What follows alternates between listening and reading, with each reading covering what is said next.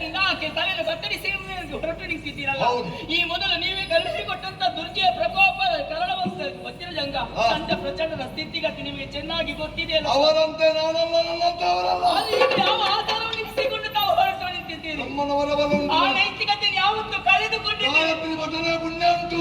ಒಂದು ಹಠದಿಂದ ತ್ಯಜಿಸಿದ್ದೀರಿ ಪ್ರಭು. ನಿನ್ನ ಪಾತಿವ್ರತ್ಯದ ಬಲವೇ ಉಂಟು ನನಗೆ.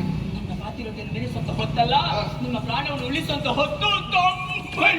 ಹೋಗ್ಬೇಡಿ ಹೋಗ್ಬೇಡಿ. ಅಂಗಳವರೆಗೆ ಬಂದು ಕರೀತಾ ಇದ್ದಾನೆ. ನಾನೇನು ಮಾಡಬೇಕು? ನೀವು ಒಳಗಿದ್ದುಕೊಳ್ಳಿ, ನಾನು ಒಳಗಿದ್ದು ನಾನಿದ್ದೇನಲ್ಲ. ಶಾಬಾಸ್. ಹೋಗ್, ಈ ಕತ್ತೆಯನ್ನು ಹಿಡಿ, ಅವನ ತಲೆಯನ್ನು ಕಡಿ. ಹೋಗುದಲ್ಲ, ನಾನು ಬೇಡದಕ್ಕಾಗಿ ಹೋಗುತ್ತಾ ಇದ್ದೇನೆ.